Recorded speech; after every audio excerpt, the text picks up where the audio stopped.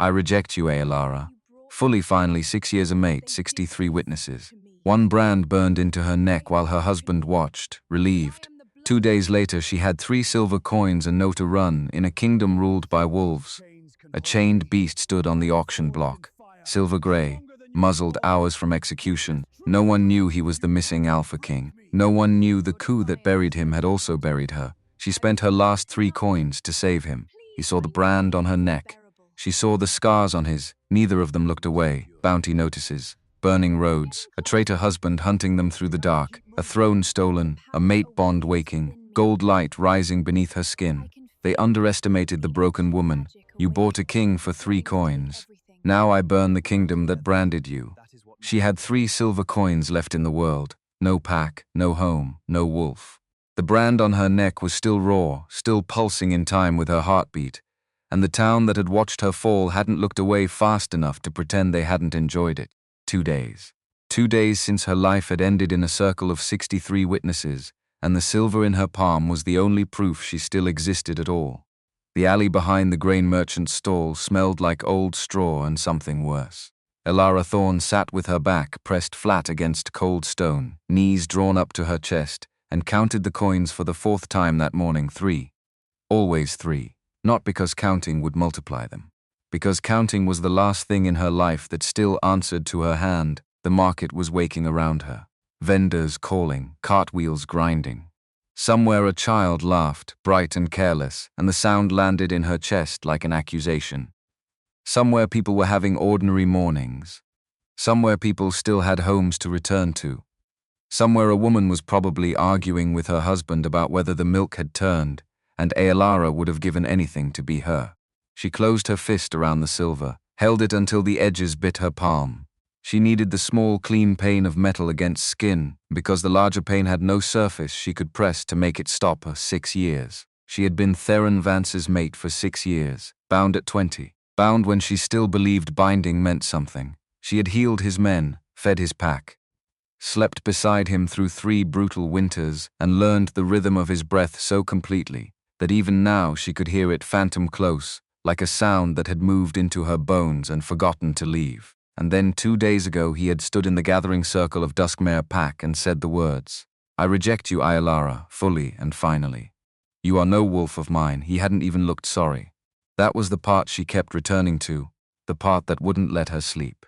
He had looked relieved, as if he had been carrying her the way a man carries a stone in his boot, and the rejection was simply the moment he finally sat down to shake it out.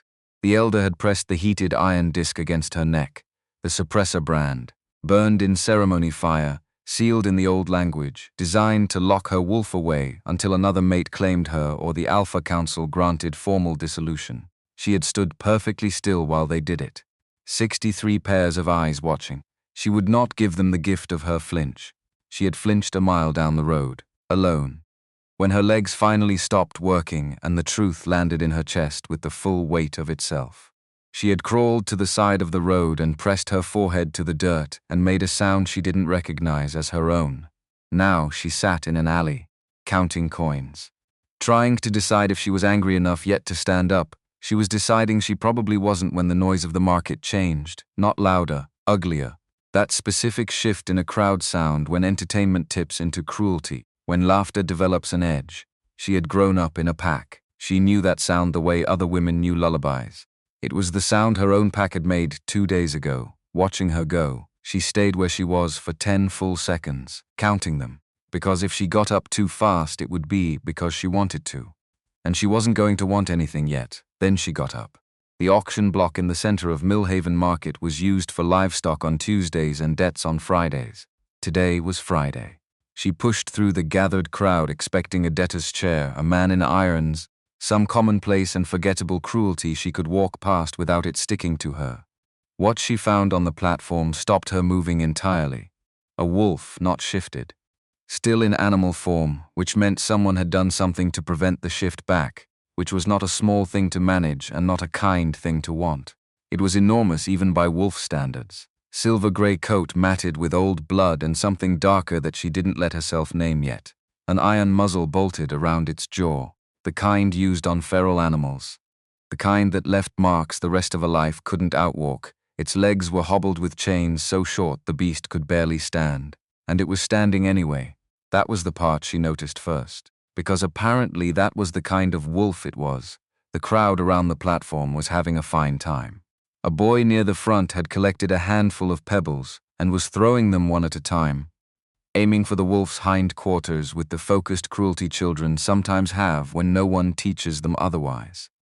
A woman to Elara's left was explaining to her friend that the beast had been caught raiding a sheep pen 3 towns east, that it had killed 2 of the shepherd's dogs, that wolves like this one were why the western roads weren't safe anymore. The auctioneer was a thin man with a voice built for carrying. 5 silver to start. 5 silver for a wolf this size. Think of the use. Strong back once it shifts, assuming anyone can break it. Elara looked at the wolf. It was not looking at the crowd. Not at the pebble-throwing boy or the auctioneer or anything in front of it. Its eyes, and she could see them now, gold layered strangely over gray in a way she had never seen on any wolf she had treated, were moving in slow methodical arcs across the market square, scanning, not panicked, not despairing, calculating. The wolf was cataloging exits, counting distances, assessing the gap between the platform and the alley mouth on the north side. Doing, in short, exactly what she had been doing 20 minutes ago in an alley with 3 coins in her palm, except with chains on its legs and an iron bolt through its jaw, and a crowd of strangers throwing pebbles at it for fun. The suppressor brand on her neck pulsed once.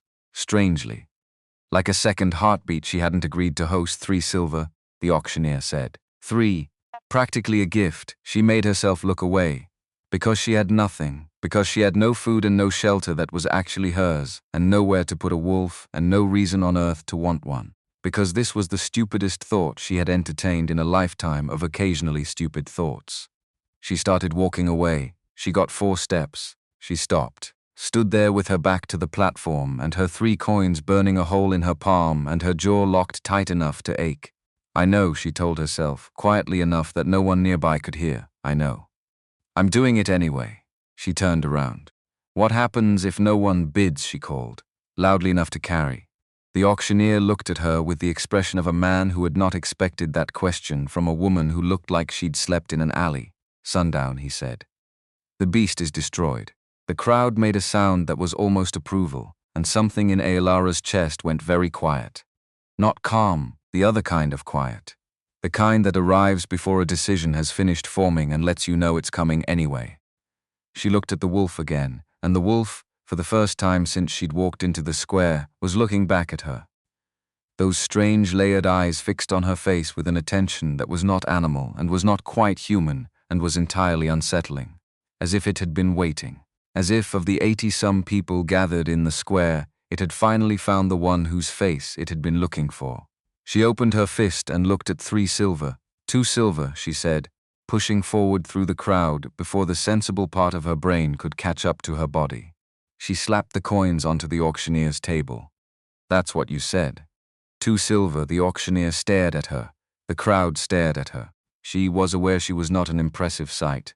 Travel-worn coat, shadows under her eyes deep enough to hold rain, the distinctive suppressor brand visible above her collar like a confession she hadn't agreed to make.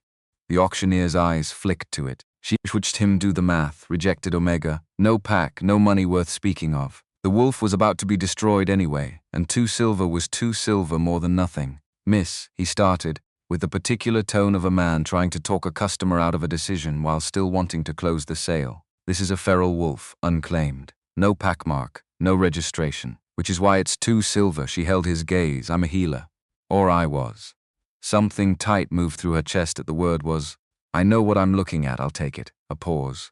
The auctioneer looked at the coins, looked at the wolf, looked at her. He pocketed the coins. The crowd, sensing the entertainment had taken an unexpected turn, didn't disperse so much as adjust. Leaning in for the next part of the show, Elara turned to face what she had just bought. The wolf was watching her, still calculating. Still with that unnerving intelligence in its strange gold-gray eyes. She had expected something, relief maybe, or the simple animal recognition of a rescuer, some flicker of acknowledgement that made this feel less insane than it was. What she got was a stare so flat and assessing that the hair on the back of her arms stood up. She crossed to the platform and crouched down to look at the hobble chains and felt the wolf's attention tracking her hands. her movements, her breath, reading her. The way she had read patience for 6 years. "I'm going to undo these," she said quietly, because she had always talked to animals and there was no reason to stop now. "And then we're going to walk out of this square together and find somewhere to put you, and then you are going to let me look at whatever is wrong with you." The wolf stared at her. "Right," she said. "Yes, it is." She undid the hobbles, stood up, gestured toward the alley at the market's edge, the way out, the open space beyond the crowd. The wolf did not move. She gestured again. More pointedly, the wolf sat down. The crowd, which had been holding its breath in anticipation of a spectacle, began to laugh. Elara looked at the wolf sitting calmly in the middle of the market square with an iron muzzle on its jaw, and 100 strangers laughing at her, and she breathed in once through her nose. Slowly, the way she had taught herself to breathe before delivering bad news to a family. "I just spent everything I had on you," she said. The wolf blinked. Everything. It blinked again. She crouched back down, level with those layered eyes, spoke very quietly, so only the wolf could hear. "I don't know what you are, but I know what that look is. I wore it myself 2 days ago. So here is what is going to happen. You are going to get up, and you are going to walk with me. And I am going to keep you alive. And one day, when this is over for both of us, you can go wherever you want. But right now you walk." The silence stretched. Then slowly, with the unhurried weight of a decision made on terms no one in the square would ever understand, the wolf stood up. The shed Merith Fen had given her belonged to a woman who had taken one look at Elara 2 days ago and pressed a key into her hand without being asked. 2 weeks, Merith had said, voice flat and final. "Then my nephew wants it back for storage." Elara hadn't argued. 2 weeks was 2 weeks. Now she stood in the doorway of that shed with a wolf at her hip and tried to remember how she had imagined her life when she was 20. She couldn't. The girl who had bound herself to Theron Vance at 20 felt like someone Elara had read about once in a book she no longer owned. She pushed the door wider. The wolf walked past her without looking, which she chose to take as progress. Inside, the shed was barely large enough for a cot, a washstand, and whatever dignity she could arrange between them. She had a tinderbox, half a blanket from the market rag pile, a clay pot she had been using to boil water, and a small bundle of dried herbs she had kept in her coat pocket out of pure stubborn habit. Healer's habit. The kind that persists even when you have no one left to heal. She shut the door, turned, found the wolf standing in the center of the small space, looking at everything with that same methodical attention. Walls, ceiling, the single shuttered window, the door she had just closed, her face last. "Sit down," she said. "You're bleeding through your back left flank, and you've been favoring it since the square." The wolf looked at her flank comment with what on a human face would have been mild contempt.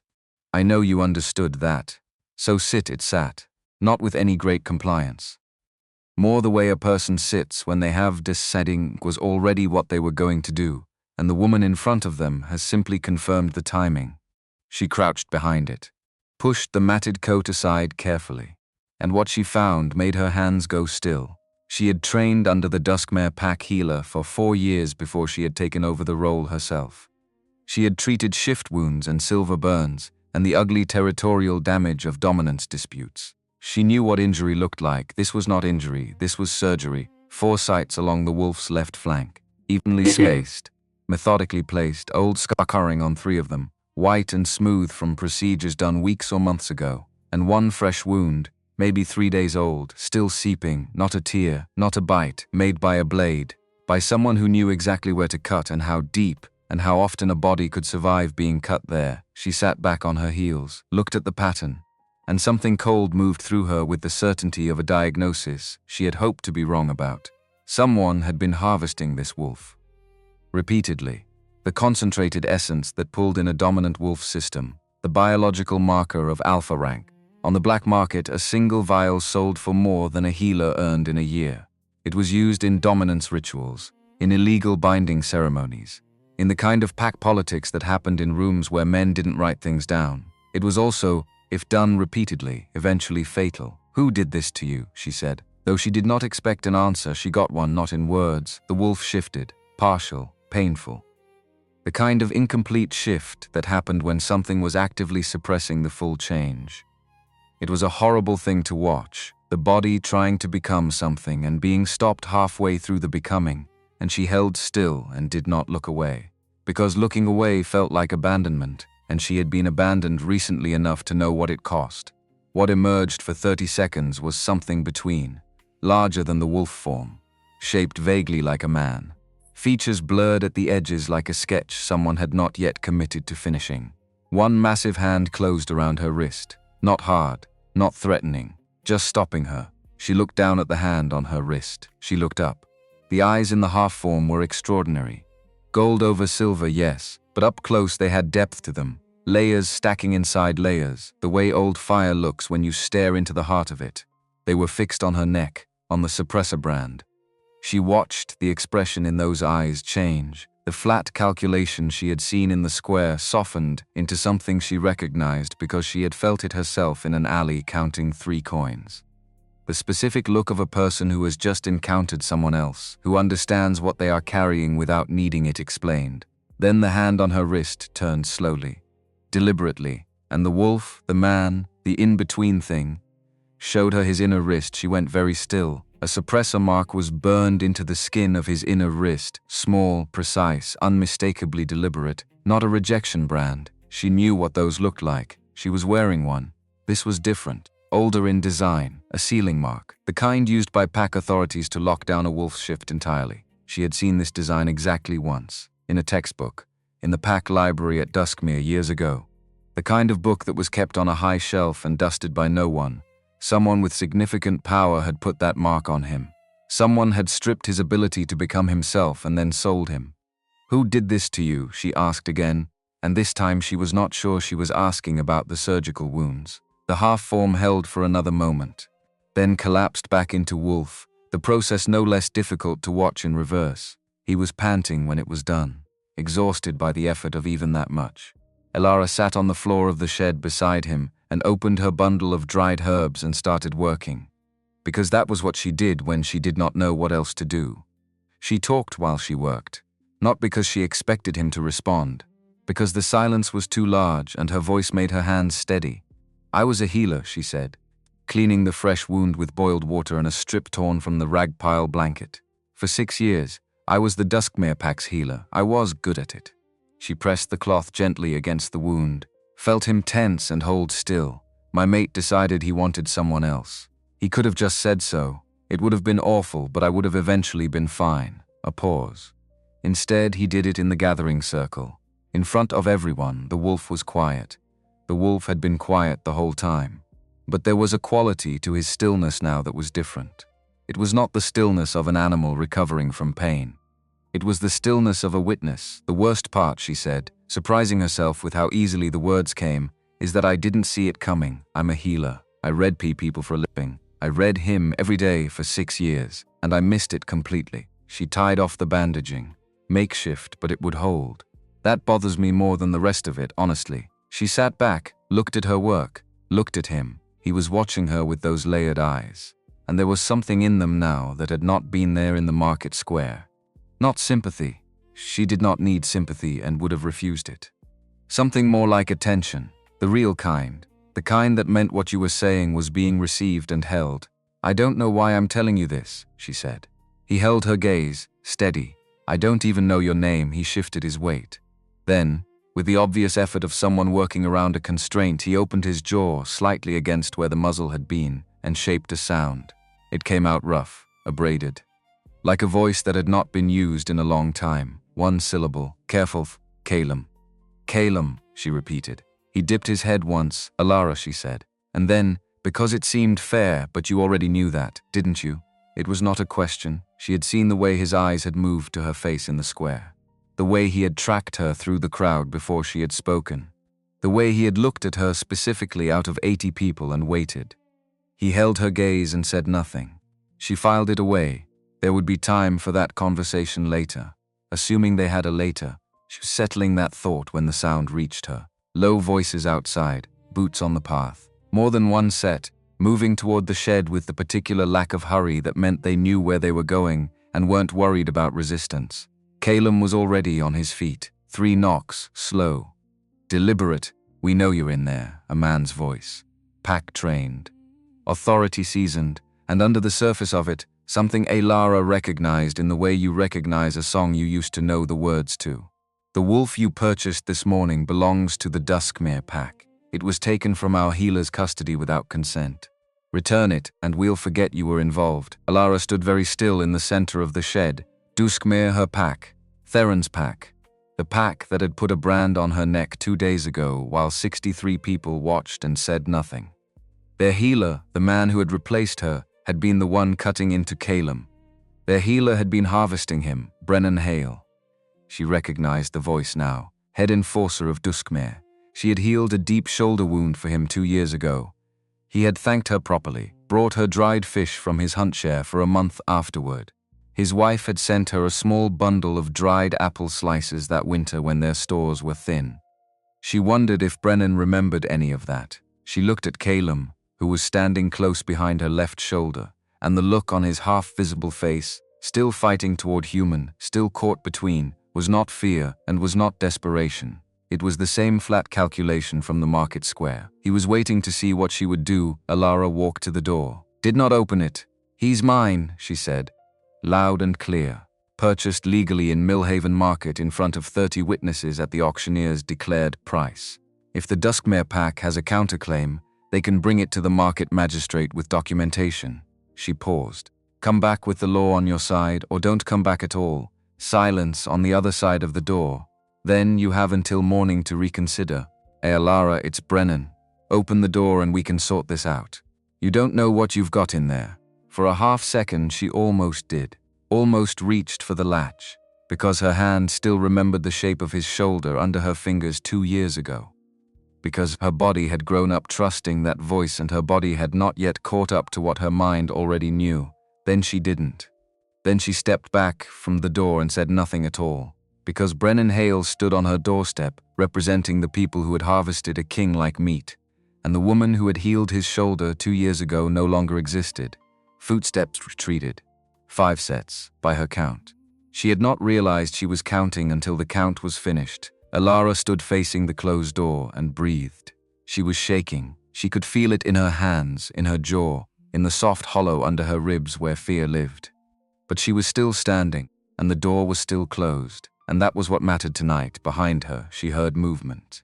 She turned. Calum had crossed the small distance of the shed. He lowered himself to sit beside her, not behind her, not at her feet, beside her, level, present. And then, with a deliberateness that felt like a complete sentence, he rested his head against her shoulder. She stood there with the shake still in her hands and the brand still pulsing on her neck, and 3 coins lighter than she had been that morning. And she breathed out slowly. The first breath she had taken all day that felt like her own. "All right," she said quietly. "All right." What Alara did not know yet, and what Theron Vance had spent 6 years making sure she did not find out, was that the brand on her neck was not a standard rejection mark at all. He had buried something inside her on purpose.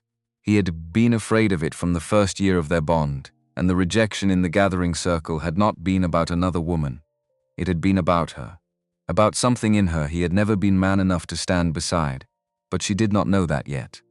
Tonight she only knew she had spent 3 silver coins on a wolf who carried himself like a king, and that for the first time in 2 days her own breath felt borrowed from somewhere honest. She slept against the wall of the shed with Calum's weight warm beside her shoulder.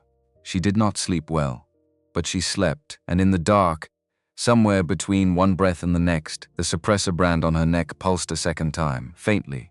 Like something turning over in its sleep, like something old, locked in a small room for 6 years, beginning quietly to wonder what was on the other side of the door.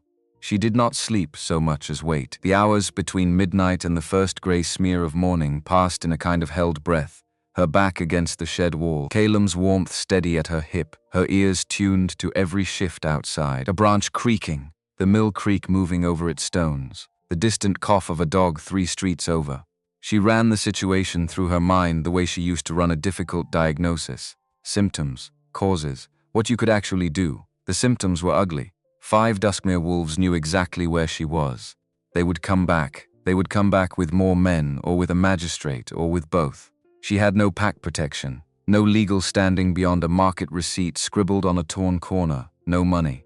No allies in Millhaven except a candlemaker who had given her a shed key out of kindness and would not thank her for bringing this to her door. The causes were uglier. She had bought something that belonged to people with more power than her, which had been true of most of her decisions lately. What she could do, she had not yet worked out. By the time the gray under the door turned pale gold, she had decided exactly one thing. She was not opening the door when they came back. They came back at dawn, not 3 wolves this time, 5. She counted their boots from the sound before she even stood up. Calum was awake instantly, on his feet before she was, and the shift in the shed's atmosphere when 5 dominant wolves lined up outside a small space was a physical thing, a pressure that compressed the air, a weight that pushed against the inside of her ribs. Open the door, Aelara, a different voice, older, flatter. She placed it the way you place a song you used to know. Cyrus Wren, second under Brennan Hale in the enforcer line. She had set the bone in his son's leg 3 summers ago. This is going to go badly for you if you make it difficult. It's already going badly for me. Open doors won't improve that. She heard low murmurings outside, a brief exchange she could not pass. Then Cyrus again, quieter, aimed at the door crack like a confidence. Listen, whatever you think you're doing, this wolf is not what it looks like. You don't know what you've got in there with you. Walk away from it and I'll tell Theron you cooperated. That matters for your petition, the formal dissolution of a rejection bond. The only legal way to remove a suppressor brand without a new mate claim. It took months. Required the original rejecting Alpha's signature. Theron's signature. She breathed carefully through her nose. I'm not walking away. And I'm not opening this door. And if you break it down in Millhaven Market District at dawn, the magistrate is going to have questions about why 5 Duskmere wolves are forcing entry over what the market record shows as a legally purchased animal. Silence. Longer this time. Then boots on the path, moving away. All 5 sets.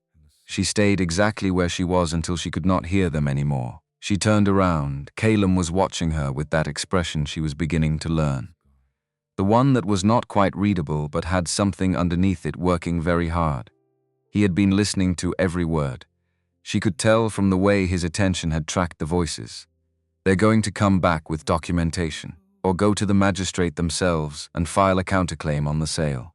I bought you legally, but I can't prove what they were doing to you.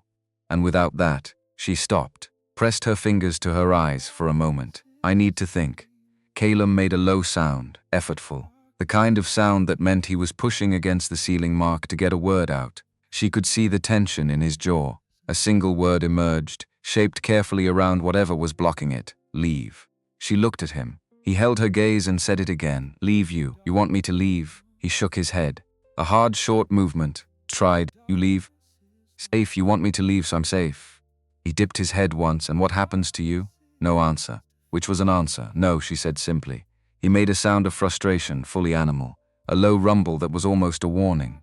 She held up one hand, did not back away from it. I heard you. The answer is still no. So we need a different plan.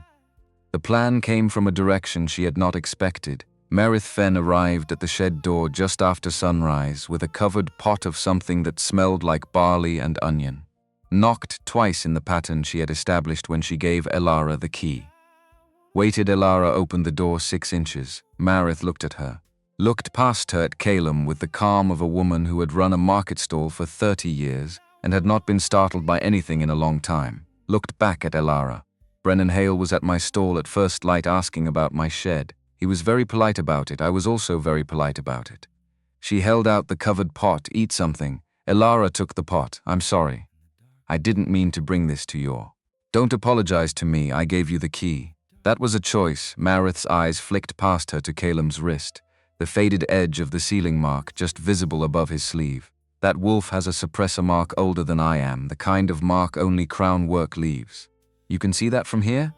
I ran a market stall for 30 years. I see everything. Merith folded her hands in front of her, the way she did before delivering an unpleasant total at the end of a sale. Brennan is going to the magistrate this morning. You have until midday before there's a formal order. Maybe less, I know. There's an old Wayfarer's Road 3 miles east that bypasses the magistrate's jurisdiction entirely. Once you're past the 2nd milestone marker, Millhaven law can't touch you. Aelara stared at her. Merith's expression did not change. My nephew doesn't actually need the shed back for another month. I may have told you 2 weeks so you'd have a reason to keep moving. I should have been honest about that. Why are you doing this? Meredith looked at her for a long moment, the kind of look that took inventory of a person and did not flinch from what it found. Because Brennan came to my stall, at first light, asking about a woman who bought a wolf with her last coins to keep it from being destroyed. And I don't want to live in a town where that's the wrong answer to a question. She picked up her empty pot carrier. Go east, today. Before midday, she walked back toward the market without looking back.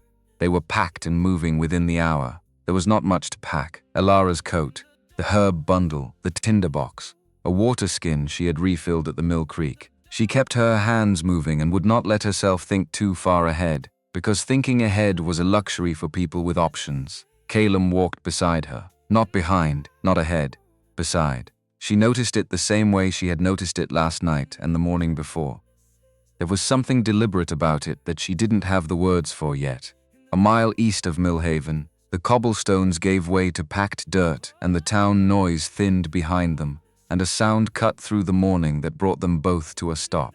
A horn, Millhaven's magistrate horn, the signal for an official pursuit order. Hours earlier than midday, Brennan had moved faster than she expected. Elara looked at the road ahead, looked at Caleb. He was already scanning, not the road, the tree line north of the path, the ridge beyond it, the low ground south, those layered eyes moving in the deliberate arcs she had first seen on the auction block.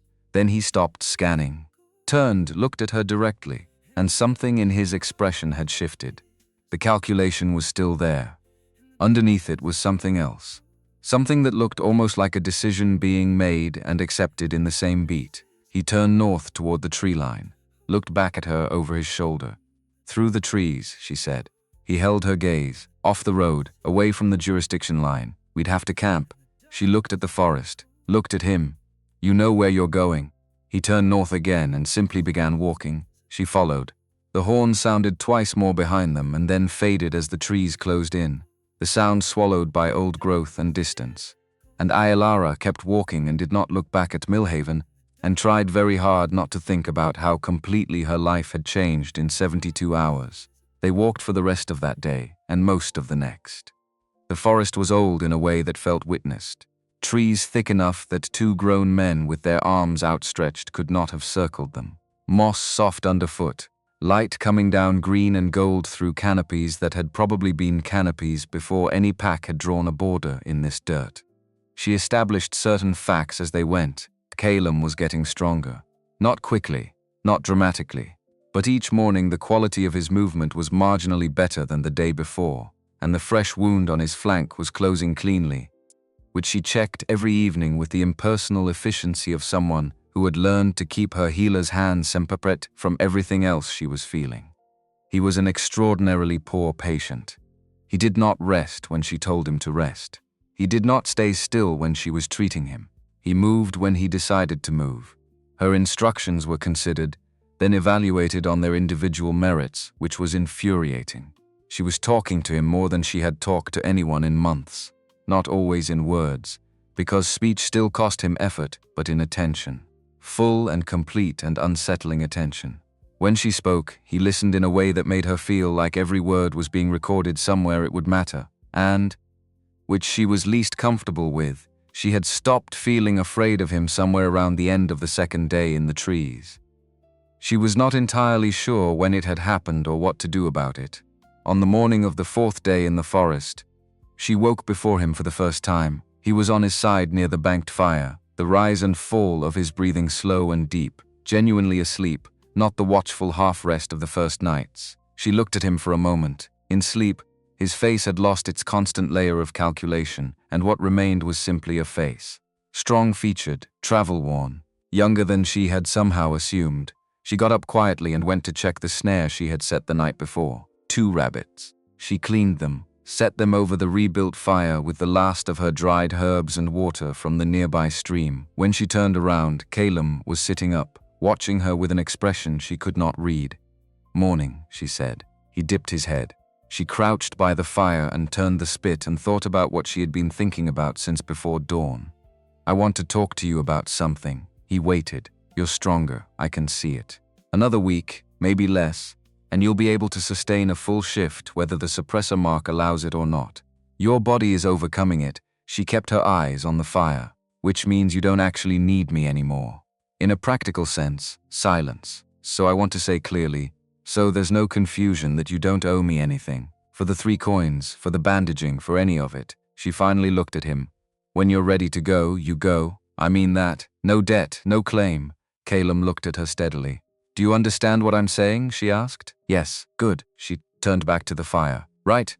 Well, breakfast first.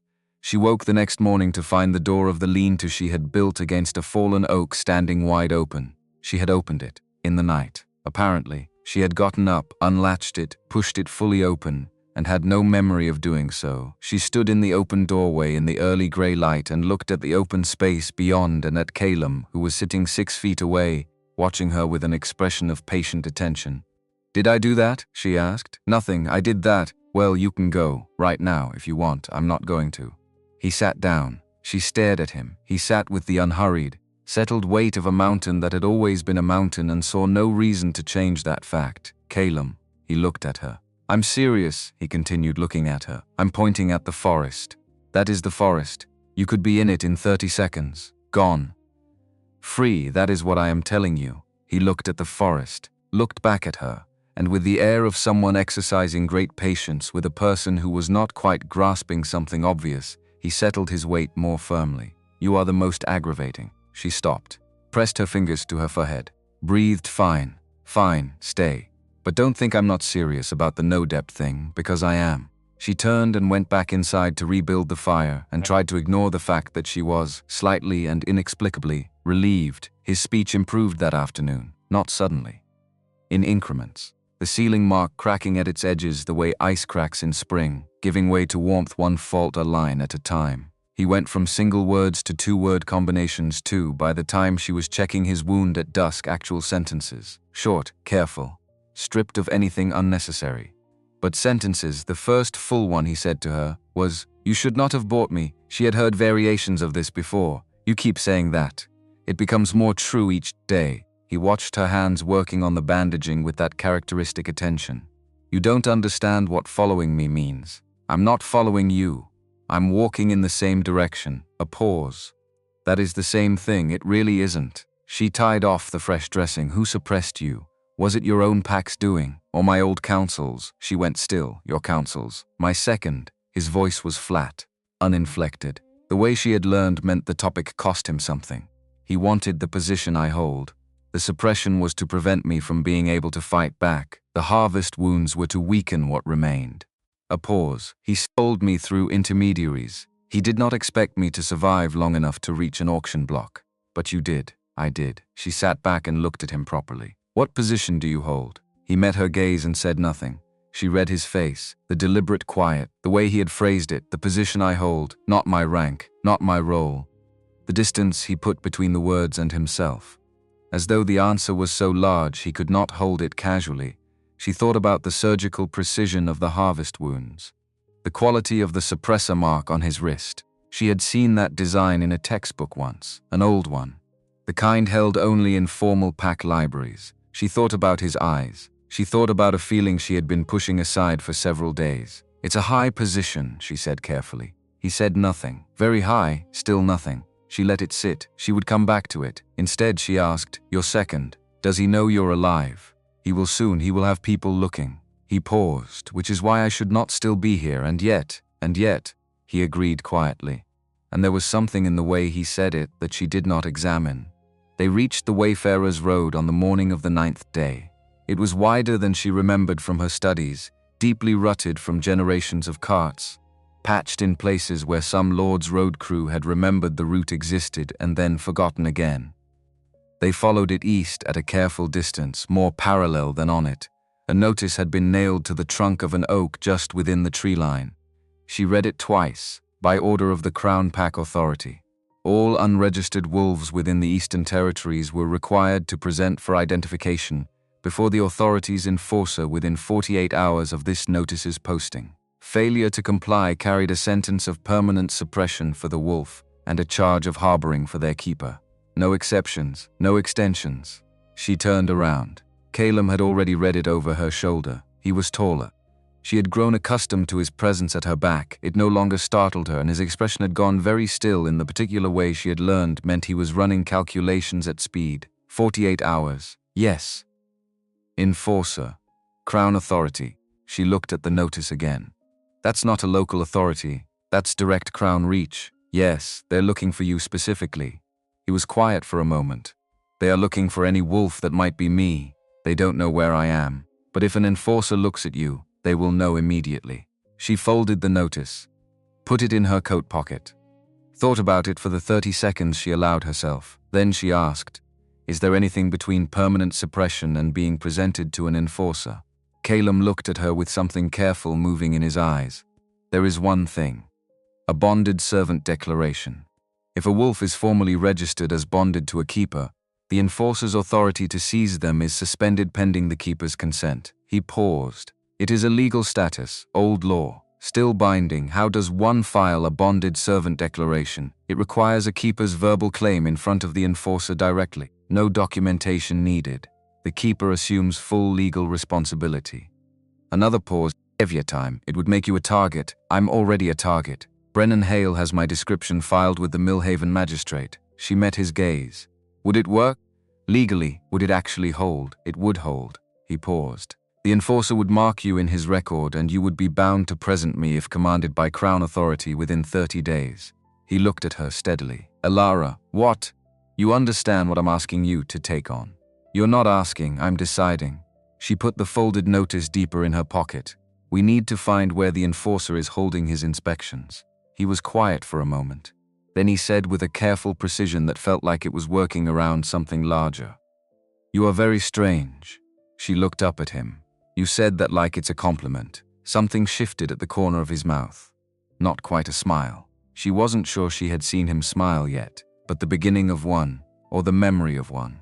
It appeared and was gone in under a second. "It was," he said, "the enforcer's inspection post was a converted way station at a crossroads on the old eastern route. A squat stone building with Crown authority banners hanging limp in the still morning air. 2 wolves in formal pack guard livery standing at the entrance with the bored alertness of men who expected no real trouble. Elara stood at the tree line 100 yards out and studied it. How many inside? 4 more. 2 guards, 1 record keeper. The enforcer himself." She glanced at him. "You can tell that from here. I can smell that from here." He said it without particular emphasis.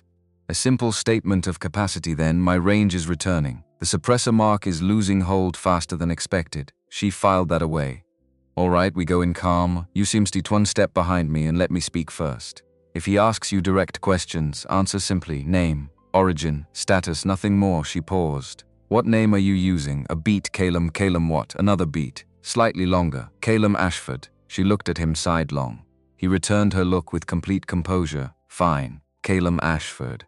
Bonded to Elara. I'll use my full name for the record. Ready? You don't have to do this. I know." She walked out of the tree line. The enforcer's name, according to the placard on his table, was Cedric Vaughn.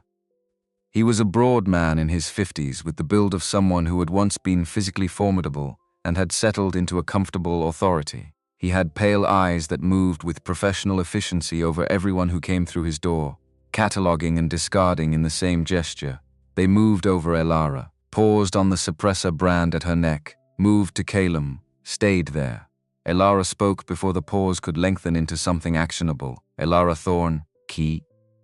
Presenting my bonded servant for registration per the authority's notice." She kept her voice level, hands still at her sides. "Calum Ashford, unregistered. Eastern Territory. Under my bond and care." Cedric Vaughn looked at Calum for another long moment. Calum stood 1 step behind her left shoulder, said nothing. Looked at approximately the middle distance with the expression of a man who was making a considered effort to appear unremarkable. It was, Elara thought, almost convincing. "How long has he been bonded to you?" 11 days. The bond was established in Millhaven Market. The sale is on record with the market auctioneer." Cedric Vaughn stood.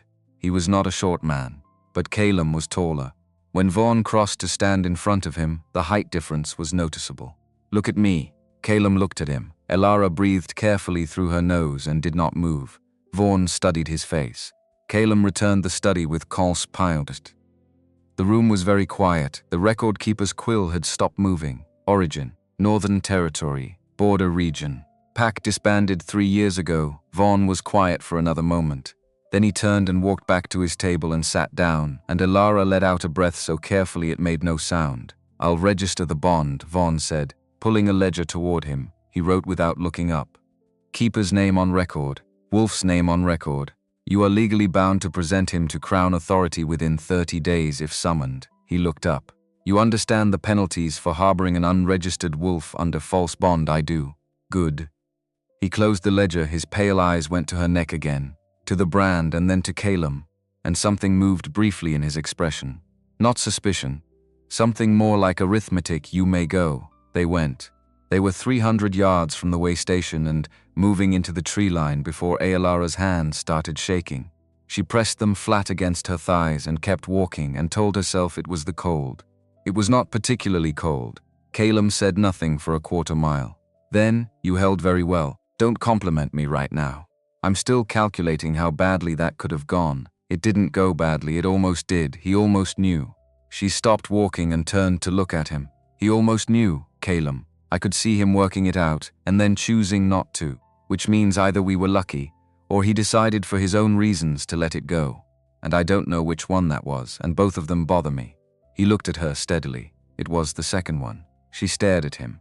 "You know why he let it go. He recognized me. He chose not to act on it. The forest was very quiet around them. He recognized you. Cedric Vaughn served under my father for 6 years. He retired from Crown service before my second came to power." Calum held her gaze. "He is not my enemy." Elara stood in the middle of the forest path and looked at him and felt the edges of something very large pressing in around the conversation. The thing she had not yet named. The thing that had been sitting in her chest since the gold over silver eyes had stayed on her face across the auction crowd. "Calum," she said carefully. "Yes, your second. The one who suppressed you and sold you and is looking for you." She kept her voice even. "What title does he hold right now? While you're gone, he was quiet." "What title?" she said again. "Does your second hold, acting Alpha King? Until my return or my confirmed death." The words landed in the silence of the forest like stones into still water. Elara did not say anything for a long moment. "Acting Alpha King, which means you are..." "Yes." She closed her eyes, opened them. The forest looked exactly the same as it had a minute ago, which seemed unreasonable. "You're the Alpha King, yes." She looked at him. He looked back at her with the expression of a man who had been waiting for a particular conversation to arrive and had made his peace with its arrival and was now simply standing in it. "For 11 days, she said, "I have been calling you the beast." A pause in my head, she clarified. Not aloud. Mostly something crossed his face. That thing that was not quite a smile but was in the same family. "Here and gone." "I know," she pointed at him. "You don't get to look almost amused right now. You lied to me. I did not lie. I withheld. That is the same thing." "It is not the same thing," he said. And she heard her own words from days ago return to her with perfect calm and felt a flash of irritation so sharp it almost made her laugh. She did not laugh. She turned and started walking. Because standing still while this settled felt impossible. He fell into step beside her. She did not speak to him for 2 hours. Not as punishment. She was not built for punishing silences. They cost too much. But because she genuinely needed the time to reorganize everything she understood about the last 11 days against what she now knew, the way he had scanned the market square. The suppressor marks design from a formal pack library text. The surgical precision of the harvest wounds. They had not been harvesting alpha essence. They had been harvesting royal essence, the most potent and valuable substance in the known pack world. Cedric Vaughn's careful chosen silence, the way Calum moved. The quality of his stillness, the manner of his attention. She had been a healer for 6 years. She had read people for a living. She had missed it completely. Again, that thought arrived with an unpleasant familiarity. "I should have seen it," she said. "Not really to him. No one was meant to see it. You read illness and injury. You read pain." He paused. "You were not looking for a king in a market auction because there was no reason to look for one. That is not a failure of observation. That is a reasonable assumption about the world." She glanced at him. "You could not have known, and I could not tell you. Anyone sheltering me becomes a target for my second's people. The less you knew, the more expendable I was if they found us," she said. A pause. "The safer you were." That is a very royal way to describe leaving someone uninformed in a dangerous situation. He was quiet for a moment. "It is. I am aware that it is. Another pause. I am sorry for it. She looked at him sharply, because she had not expected that. Not the deflection of a man used to authority. A plain apology, undecorated. He met her look with no particular defense. She breathed out through her nose and walked on. Decided she would accept the apology later, when she had finished being irritated. They camped early that evening. She was tired in a way that went deeper than her legs, the bone-deep exhaustion of sustained tension releasing all at once. She built the fire. He sat across from it, and she found herself studying his face in the firelight with the directness she had been mostly avoiding. He was watching her do it without comment. How long? She asked. He understood the question. The coup was 11 days before the market. I was suppressed in my own council chamber by people I had trusted for years. Something moved across his face and was controlled. I woke in a harvest facility 2 days later. They were all ready. The wounds, the second session, he said. They moved quickly. She was quiet for a moment. You were afraid, not a question. A healer's reading. He looked at the fire. I was, at first. Then I was angry. Anger is more useful. She almost smiled. I know something about that. He looked back at her. And something in the firelight caught his eyes at an angle that made the gold over silver visible, even now. Even in his human form. She had grown used to his eyes over 11 days. The specific quality of them still caught her off guard sometimes. The sense of depth, of something very old looking out. She looked away first, which she told herself was simply because the fire needed tending. She was almost asleep, coat pulled up, fire a low steady warmth when she heard him speak. Quiet, directed at the fire rather than at her. The way people spoke when they were not sure if they were speaking aloud on purpose. You asked me several days ago why I stayed when you told me to go. She kept her eyes closed, kept her breathing even. I told myself it was practical, that I was too weak to survive alone, that the suppressor mark needed time, that your cover was useful. A long pause. Those things were true. The fire crackled. They were not the only true things. Silence. She kept her eyes closed and her breathing even and said nothing. Because something told her that if she responded, he would stop. And she was not ready for him to stop, but he said nothing more. After a while, she genuinely slept. In her dream, she was in a great hall. Stone floors, high rafters, and wolves, dozens of them, enormous silver and black and gray, arranged in a formal circle, heads bowed. Every one of them. At the center of the circle, a throne. At the throne, a wolf she recognized. The wolf turned its head and looked directly at her with layered gold over silver eyes. She woke up gasping, heart hammering. The pre-dawn dark pressing in around the camp. She turned her head. Calum was awake, watching the tree line. She looked at him. Looked away, no, she told herself firmly. Anxiety dream, that's all. She lay back down and stared at the canopy above and very deliberately did not think about thrones. But her eye caught something at the far edge of the camp. A notice nailed to a tree she had not camped near last night, which meant someone had been close enough in the dark to nail it. Without waking either of them, she crossed to it. Read it. Her stomach dropped. It was not an authority notice. It was a bounty notice, hand-lettered, not official, the kind distributed through black market channels. At the top, a face sketched in ink, Calum's face, and below it in plain language, alive only, substantial reward. Inquire at Duskmere Pack Authority, Eastern Reach Office, her former pack, her former mate's pack. Theron's people were working with Calum's traitorous second. She turned around. Calum had already read it over her shoulder. His face was perfectly still. They know we're in this region. Yes, they were close enough last night to nail that to a tree. Yes. She looked at him. How long have we got, whores? Maybe less. She folded the notice, put it in her pocket next to the authority one, and started breaking camp. Her hands, she noted with something like satisfaction, were not shaking this time. Somewhere south of where she stood, on a road she had walked once as a healer's apprentice, with no idea what she was walking past, a man whose name she had not yet learned was lighting another candle in a room without windows and adjusting a number on a parchment. The count on his record had moved. 18 days gone, 12 left.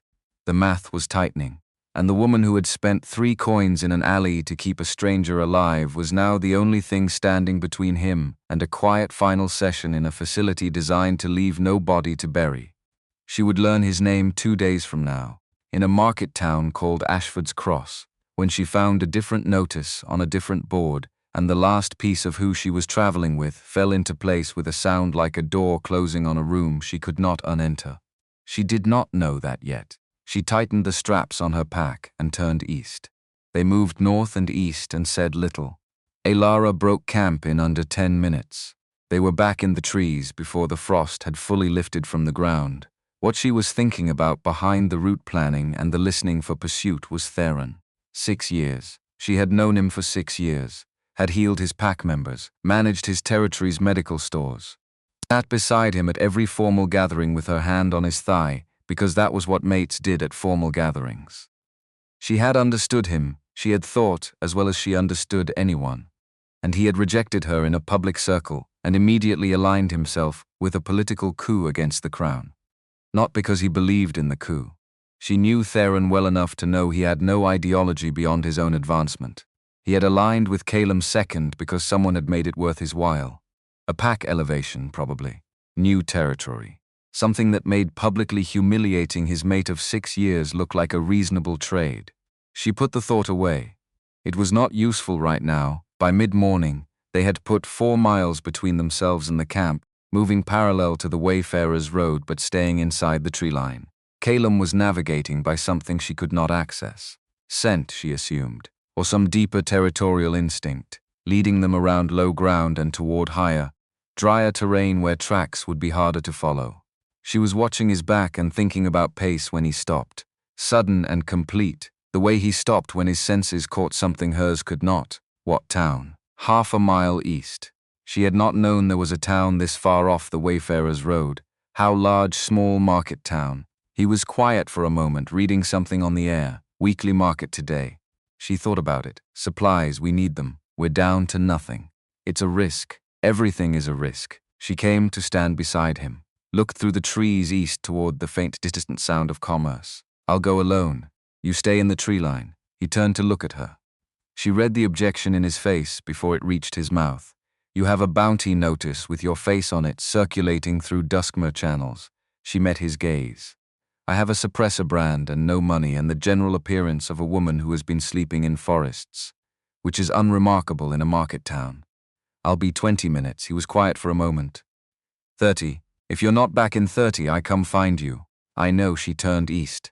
Don't move from this spot. The town was called Ashford's Cross according to the carved sign at its edge, and its market was exactly as advertised. Small, weekly. The kind of market where everyone knew everyone and a stranger's face was noticed but not immediately suspicious. Elara moved through it efficiently. A woman named Bess Tarrant ran the dried provisions stall and sold her a week's worth of travel food, hard cheese, dried meat, oatcakes, for the 3 copper coins she'd found in her coat lining the day before, and a trade of her grandmother's ring, which she made without letting herself think about it. She was turning to leave when she saw the board. Every market town had a posting board, announcements, lost livestock, debt notices. She walked past them without looking, as a rule, had been walking past them without looking for the past 3 weeks. Something made her stop. She turned back. There were 3 notices on the board, a lost mule, a debt summons, and a third notice, larger than the others, printed rather than hand-lettered, bearing the Crown Authority seal at its top. She read it. She read it again. The market noise continued around her. Voices, cartwheels, someone haggling over the price of salt, and Elara stood very still in the middle of it and read the notice a 3rd time, because she needed to be certain she was reading it correctly. By Crown Authority.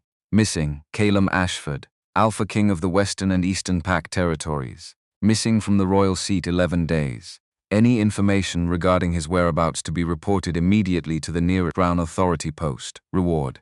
500 gold sovereigns. Below the text a portrait sketch. Formal, precise. Done from official records. His face, unmistakably, completely, with no possible alternate interpretation. His face. Alpha King, not a high-ranking wolf, not a council member, not a regional pack leader. Alpha King, 500 gold sovereigns was more money than Elara could conceptualize in a single number. It was the kind of reward that ended wars. She stood at the posting board and breathed and looked at the sketch of the face she had been looking at across a campfire for the past 11 nights and felt the last 11 days rearrange themselves around this fact. Like furniture being moved in a room she thought she had known, the market square in Millhaven. Calum in chains, scanning for exits with cold professional precision, not a wolf in panic, a king in captivity, assessing his options. Knowing her name before she had told him, Of course he had known her name. She had been a registered healer in a pack territory under Crown jurisdiction. He had access to every pack's records, choosing not to shift back to human form even when he was strong enough to. Because a large injured wolf attracted less scrutiny than a large injured man with a face on a Crown authority notice, staying when she had told him to go, not because he had nowhere else. Because moving through open territory alone with a bounty on his head was more dangerous than staying with cover. Or the thought arrived quietly. She did not examine it, because he had chosen to stay. She folded the notice with hands that were completely steady and put it in her coat pocket with the others, and stood for a moment in the market square with her eyes closed. Then she walked back to the forest. He was exactly where she had left him. He was watching her face as she came through the trees. She knew he could read something in it: scent, tension, the specific quality of her silence, because she saw the moment his expression changed. The calculation sharpening, the preparation. She stopped in front of him. She reached into her coat pocket. She held up the Crown authority notice with his face on it. He looked at it, looked at her. She waited. His expression did not become defensive or apologetic or explanatory. He simply looked at her with the steady, even attention she had come to associate with him at his most honest, and waited in return. She lowered the notice. "The Alpha King," she said. "Yes, not a council member, not a regional leader. The Alpha Kings." She looked at him for a long moment. "You let me call you the Beast for 11 days. Something moved at the corner of his mouth. Not the moment for it. He appeared to know it. It was controlled almost instantly. "How long," she said, very evenly, "were you going to wait before telling me?" "Until you were safely out of my second's reach. The less you knew, the more expendable I was," she said. "We've had this conversation, the safer." "Don't." She held up one hand. "Don't give me the royal version. Give me the honest one, silence." He looked at the hand she had raised and then at her face, and something in his expression shifted beneath its surface. The way deep water moves under ice. "I did not know how to tell you." She blinked. "I have been who I am for my entire life," he said. "I have never been in a situation in which I needed to explain it to someone who already knew me as something else. And you already knew me." He paused. "As the Beast." Apparently, she stared at him. "In your head," he added. "Mostly." She made a sound. It was not quite a laugh and not quite a sob, and somewhere in the middle. She pressed her fingers over her mouth. He watched her with careful attention. She breathed, removed her fingers, looked at him. "You knew my name before I told you yes. You have my pack records. Every registered healer in Crown territory. Yes. You stayed when I told you to go." A pause. "Yes. Was that tactical? Was that because moving alone was more dangerous?" A longer pause. "It was. Among other things, she held his gaze and he held hers, and the forest was very quiet and neither of them elaborated on what the other things were. She looked down at the notice in her hand. Then she did something that surprised even herself. She was angry, not afraid, not overwhelmed, not reverent, angry. "You let me stand in front of Cedric Vaughn and lie to a Crown enforcer for you. You let me use my last coins to buy you at auction. You let me argue with Duskmere wolves through a closed door while you sat next to me and said nothing about what you were." Her voice was completely level. "And you are going to tell me all of it now. Not parts, all of it right now. Starting with your second's name." He looked at her. "His name. And how many men he has, and what his plan is, and what your plan is, and why my former pack is involved, and every single other thing you have been carrying that you decided I didn't need to know." She held his gaze without blinking. "I spent my last 3 coins on you. I have earned the truth." The forest held its breath. Then Calum said, "His name is Roderick Vale." And he told her everything. It took an hour. She sat across from him on a fallen log and listened without interrupting, which cost her something. But she managed it. She listened to the structure of the coup. Roderick had spent 2 years building alliances among the lesser pack councils, promising elevated status and territorial concessions in exchange for silence and cooperation when the time came. Theron Vance's Duskmere pack was one of 14 who had agreed to look the other way. She listened to the harvest operation. Roderick had needed Calum's royal essence not just to weaken him, to produce a substance that could be used to forge Crown authority seals. With enough of it, Roderick could issue orders that appeared to come from the king's own mark. He had been building a stockpile. She listened to the timeline. Roderick had given himself 30 days to confirm Calum's death before formally declaring a succession crisis and positioning himself as interim king. 11 days had been gone when she bought Calum at auction. They were now well into day 18.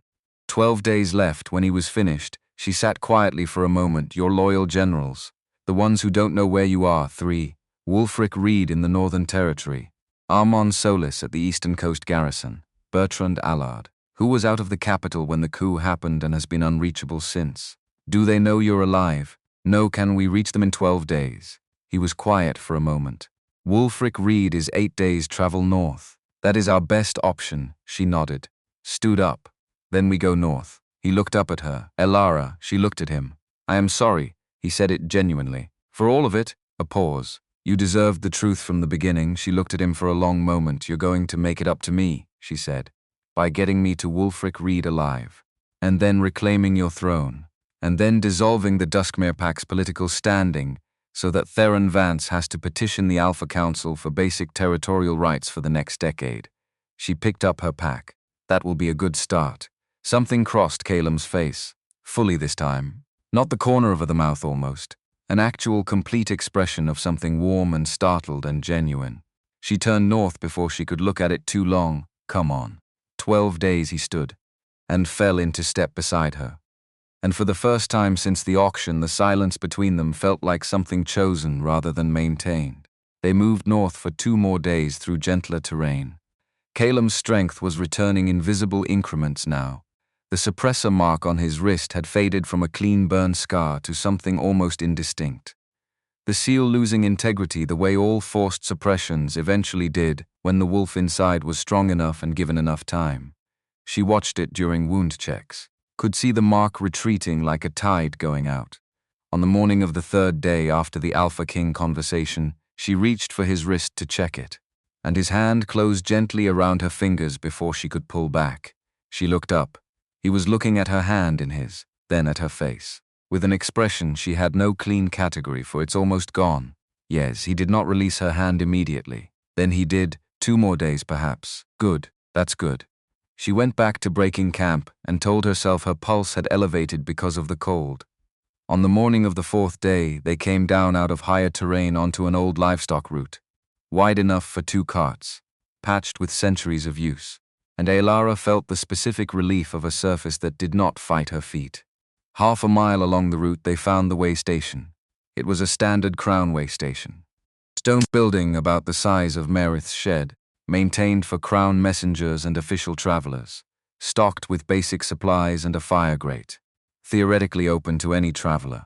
In practice visited primarily by people who had official business being on the road. The door was standing open. Elara slowed. Calum was already still beside her. Someone's inside recent.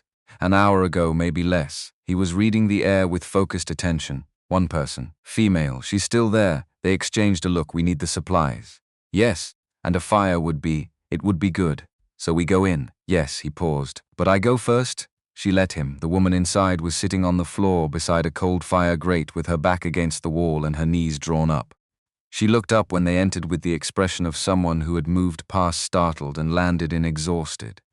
She was older than Elara by perhaps a decade, weathered and sharp-featured, with the particular stillness of someone trained to assess threat quickly. She looked at Calum, looked at Elara, looked at Calum again, then she said, "Very controlled, my king."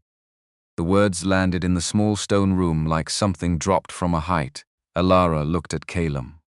Calum was looking at the woman with an expression that had gone through several rapid stages and settled on something between relief and caution. Lyra. The woman, Lyra Blackthorn, apparently pressed her fist to her chest in a formal gesture and then dropped it. "You're alive. Bertrand Allard has been..." She stopped, reorganized. "Allard sent me. He's been tracking Roderick's movements for 9 days. He didn't know where you were, only that you weren't dead." Her eyes moved to the faded mark on his wrist. "Suppressed, was," Calum said. "Almost fully broken now," Lyra nodded. Her eyes went to Elara with the direct cataloging attention of someone who gathered information professionally. "And this is Elara Thorne," Elara said before Calum could frame the introduction in whatever formal or strategic terms he was preparing. "I bought him at a market auction. He was 2 days from dying." A pause. "That is accurate," he said. Another pause. Something shifted in Lyra's expression, not softening exactly, more like a recalculation completing. "I see," she said. in a tone that suggested she saw considerably more than the words indicated. She looked back at Aelara. "Then you have my gratitude and my king's." "I expect, though he'll be formal about it." "He is very formal about things," Aelara agreed. Calum said nothing, which was its own kind of answer. Lyra Blackthorn was, it emerged over the next hour, one of Bertrand Allard's senior scouts. Not a fighter, an information gatherer, which in Lyra's case appeared to mean she knew approximately everything. She laid it out with efficient precision while Aelara built the fire and Calum sat across from Lyra with his full attention locked on her words. Roderick had moved faster than expected. He had already dispatched a formal announcement to the Outer Pack territories, stating that the king had suffered a sudden illness and was in seclusion. A story that would hold for perhaps another 10 days before the lesser councils began demanding proof of life. He had installed 2 of his allied pack leaders on the Royal Council in interim positions. He had, critically, been unable to produce a confirmed death, which was the one thing preventing him from moving to formal succession. "Wulfric Reed," Calum said. "What's his position secure?" "Reed doesn't believe the illness story. He's been quietly pulling his forces south toward the capital for 6 days. He's waiting for confirmation that you're alive before he moves openly." She paused. "If you can reach him or get word to him, he'll move within 48 hours. How far is Reed's current position from here? 4 days hard travel, 2.5 if you shift." Calum and Alara looked at each other. "Your mark," she said. 2 more days, he said, "perhaps 1. Then 4 days walking until you can shift. And then you can close the distance faster." She thought about it. "That still works. That's within the 12 days. Lyra was watching this exchange with the focused attention of someone filing every detail. "She's running your timeline. She runs most things," Calum said, with a flatness that was not quite flat enough to be truly flat. Alara decided not to examine that sentence. Lyra left at dusk. She had information to carry, routes to maintain, a network of contacts that needed to know the king was alive and moving. She pressed a leather pouch into Alara's hands before she went. Dried provisions, 2 gold coins, a small glass vial. "What's this susporment neutralizer?" "For his wrist. It'll take the last of the mark off tonight instead of 2 days from now." Her eyes went briefly to the brand on Alara's neck. "I have one for that as well. If you want it." Alara's hand went instinctively to her neck. "That's not." She stopped. "That mark requires a formal dissolution, or a new mate claim. It requires a formal pack authority with jurisdiction over the original sealing. The Alpha King has that jurisdiction over every pack in every territory." She paused, deliberately. If he chose to dissolve it, a silence, Alara was aware without looking at him that Calum was very still. "That's not."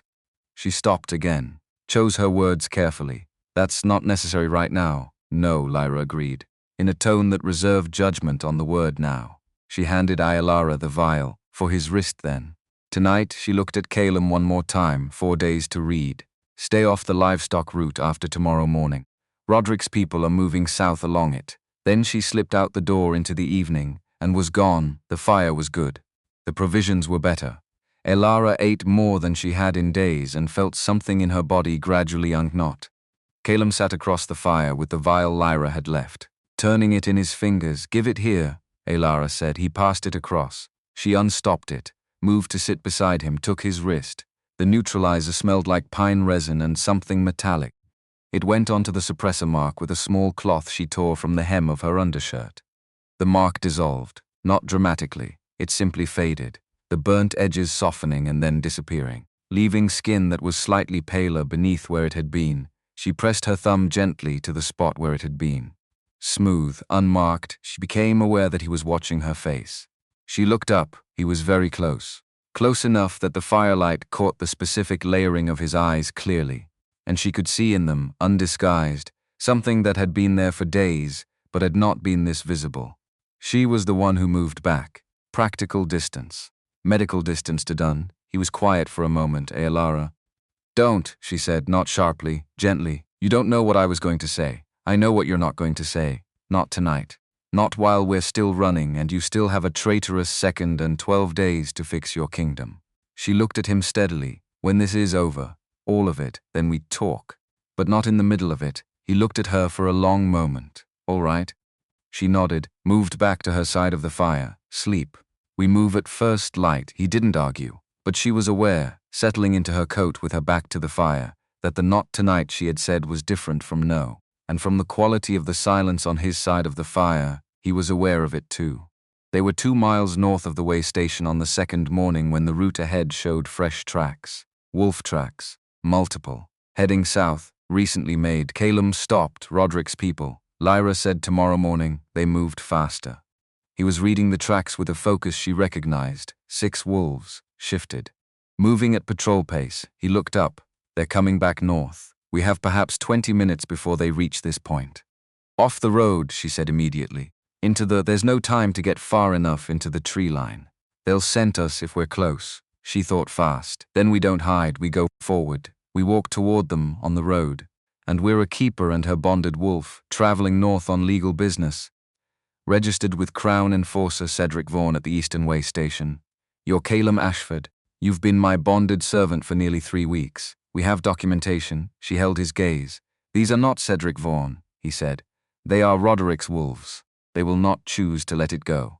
Then we handle that when it happens. She straightened her coat. You walk behind my left shoulder. You answer only what I ask you to answer. And whatever they say to me, you hold. She met his eyes. Can you hold? He held her gaze. And she watched something move through it. Not offense at the question. The specific consideration of a man who understood exactly what she was asking and was answering it honestly. I can hold. She turned and walked toward the sound of approaching wolves. There were 6, as he had said, shifted back to human form now that they were on a traveled road, wearing traveling clothes over the specific physical bearing of trained pack fighters. Their leader was a broad man with a scar across his jaw who looked at Aelara with the practiced suspicion of someone paid to be suspicious. Roads restricted north of this point. Crown Authority order. Where are you headed? Northway Station. I have a healer's appointment with the garrison at Harrow's Field. Standing arrangement. She said it with the flat certainty of someone reciting a fact rather than constructing a story. We're registered with Enforcer Vaughan at the Eastern Post. My bonded servant. She gestured behind her without looking. Calum Ashford, Eastern Territory. Bond established at Millhaven Market. The scarred man looked past her at Calum. Calum stood 1 step behind her left shoulder and looked at the middle distance with the complete absence of expression she had come to recognize as his version of invisibility. Not submission, not threat, simply absence. As though the most interesting thing in the vicinity was somewhere else entirely. The scarred man studied him for a long time. Alara did not fill the silence. Filling silence was confession. Healer, the scarred man said finally. What kind of healing? Herbs and poultice work, wound management, some fever treatment. She held his gaze. I'm not a battle healer if that's what you're asking. I have no military application. He looked at her neck, at the brand. She let him look. Rejected Omega healer, the scarred man said, to no one in particular. His tone was not cruel, simply categorizing. Placing her in a box he understood. Yes. He looked at Calum one more time. The scarred jaw worked slightly. She could see him weighing the effort of investigating further against the low-value presentation of what he was looking at. A rejected Omega and her bonded wolf. Unremarkable. Below his mandate, move through quickly. Don't stop before the way station. She nodded once and walked forward, and he stepped aside and she walked past him with Calum 1 step behind her. Did not change her pace or her breathing for 200 yards. Then Calum said very quietly behind her, don't stop walking. I wasn't going to. Third man from the left was looking at me too long. I saw him. He's going to report it. I know.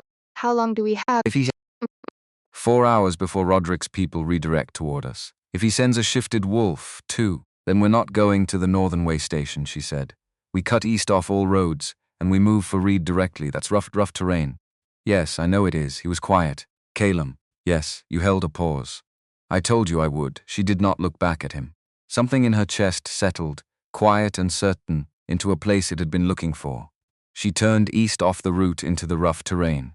He followed, and behind them the road lay empty in the morning light, and they did not look back. The terrain east of the route was exactly as difficult as advertised. No paths, ground that rose and fell without pattern, broken by rocky outcrops and sudden drops, streams that had no bridges because no one had ever needed bridges here. Alara's repaired boots held through the first day and began to protest on the second. She stopped once at midday to retie them with a strip of bark. Said nothing about it. Calum said nothing either. He simply moderated his pace without appearing to. so that she was never quite at her limit, she noticed. She did not comment. It had become a kind of language between them, the things they did for each other that neither acknowledged aloud. A grammar of small actions that had built up over nearly 3 weeks into something she had stopped trying to categorize. His suppressor mark was gone entirely now. She could see the change in him, subtle but real, like a window being opened in a room that had been shut for a long time. The quality of his stillness had shifted from compression to readiness. Something coiled rather than something contained. His senses were operating at full range. She could tell from the way his attention moved. And twice in 2 days he redirected their path without explanation. And twice they later heard or smelled what he had been avoiding. On the third night east, she woke to find him crouched at the edge of their camp, with his head tilted slightly. Reading the dark. What is it? Someone is following us. Has been since yesterday morning. She sat up fully. Roderick's people know. His voice was strange, flat in a specific way. The scent is familiar how. He was quiet for a moment. Duskmere Pack, the name landed like a stone. She breathed through it. How many? 1. Moving alone, he paused. I recognized the individual scent. It's been coming up in my tracking since Millhaven. She looked at his profile in the dark. You recognized it in Millhaven, yes, and you didn't tell me. I wasn't certain, and then I was. And he stopped. I didn't want to tell you. She understood then, before he said the name, Theron, yes. She did not sleep again that night. She lay on her back and looked at the canopy and thought about Theron Vance with the particular clarity that came from not trying to feel anything about him. Just examining the facts the way she would examine a wound, looking for the actual shape of the damage. He had followed them, not Roderick's wolves, not a pack-hunting party, him, personally alone. For at least 2 days, Theron was not a tracker by training. He was a political animal, a man who worked through influence and alliance and the careful management of who owed him what. He did not pursue things personally unless the stakes were very specific, which meant this was personal. She thought about the bounty notice. Duskmere Pack Authority Eastern Reach Office. Roderick had made Theron's pack a formal partner in the coup. Theron had accepted, which meant he now had a vested interest in Roderick's success. Which meant he had a vested interest in Calum not reaching Wulfric Reed, but he was following them alone. Which meant either he had not told Roderick's people where they were, which would be strange if he was Roderick's partner, or he wanted to handle this himself before involving Roderick. Why would he want to handle this himself? She turned that question over until dawn. Calum woke her at first light with a hand on her shoulder, which was new. He had always made noise when he needed to wake her. Some sound that gave her the choice of surfacing at her own pace. The hand was direct and warm. She sat up immediately. He's close. She rose and packed in silence, and they moved east without making a fire. By mid-morning, she could feel it too.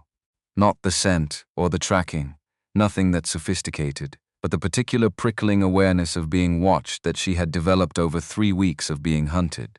It sat between her shoulder blades. They stopped at noon to water at a stream, and she turned around. Theron was standing 30 feet behind them at the tree line. He looked smaller than she remembered.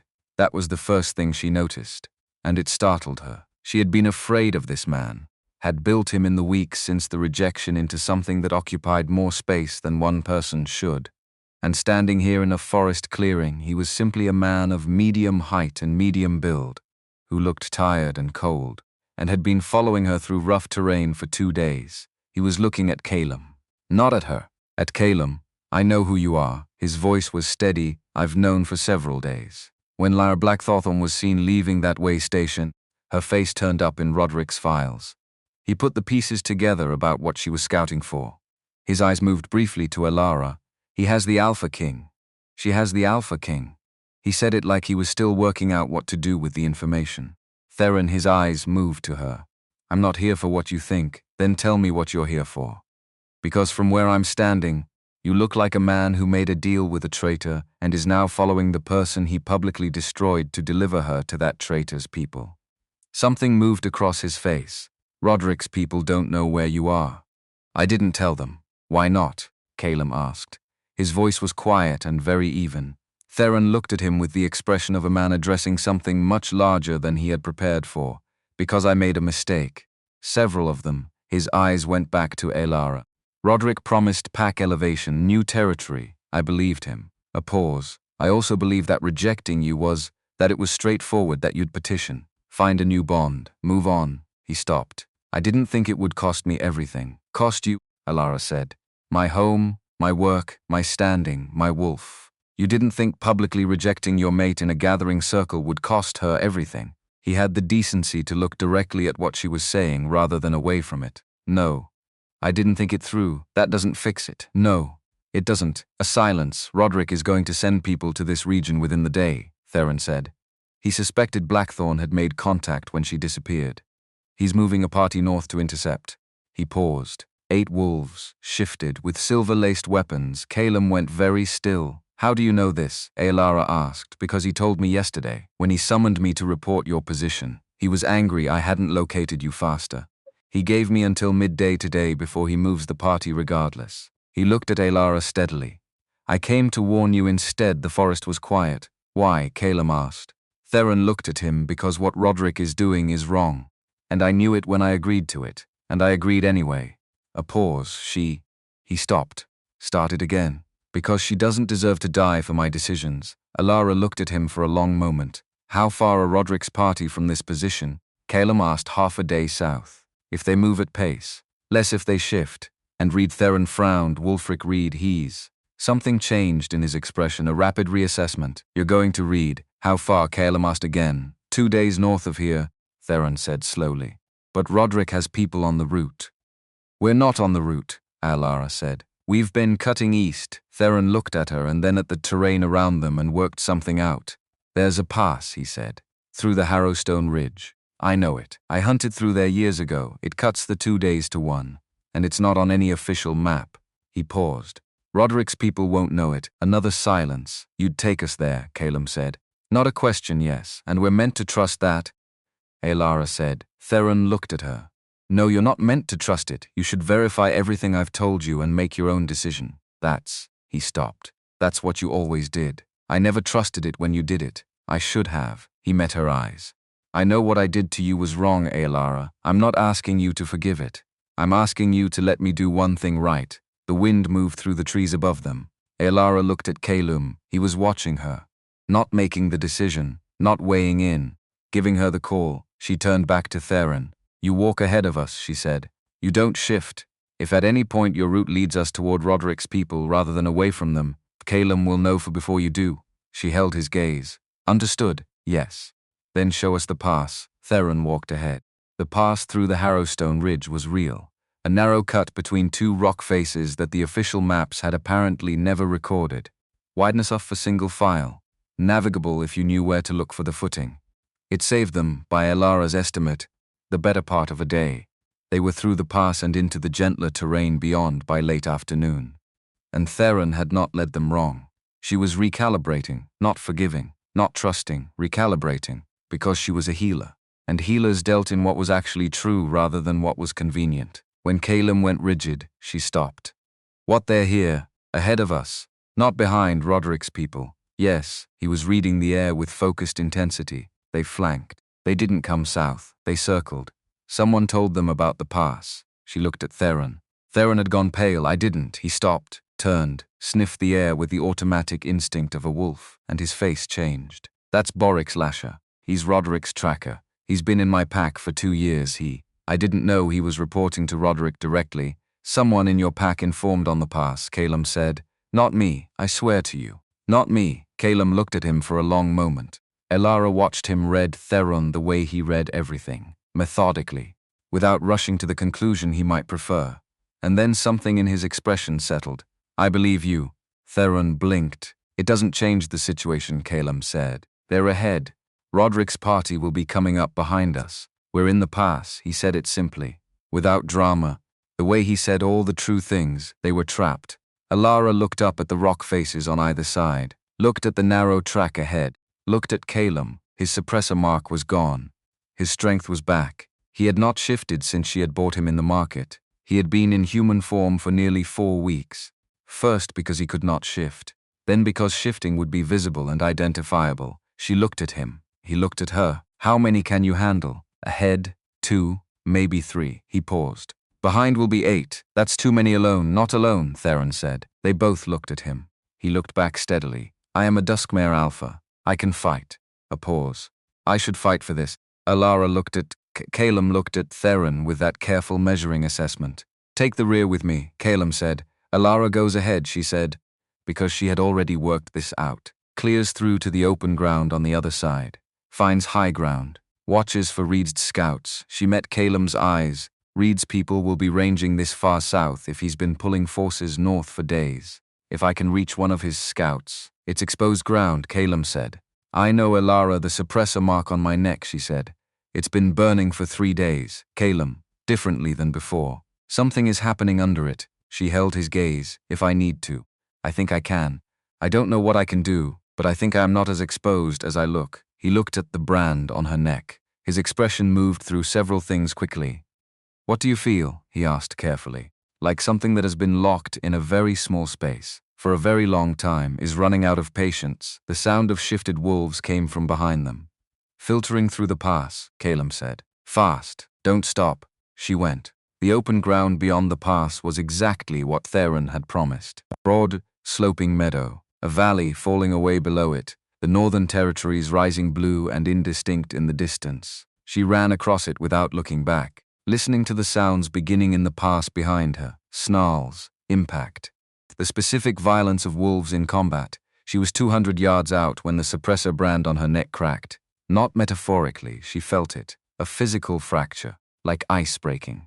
Running from the edge of the burn scar outward in both directions, heat flared through her from the neck down. Not painful, not yet, but enormous. Like a door opening onto a room that had always been there. She stumbled, caught herself. Kept running, the crack widened behind her.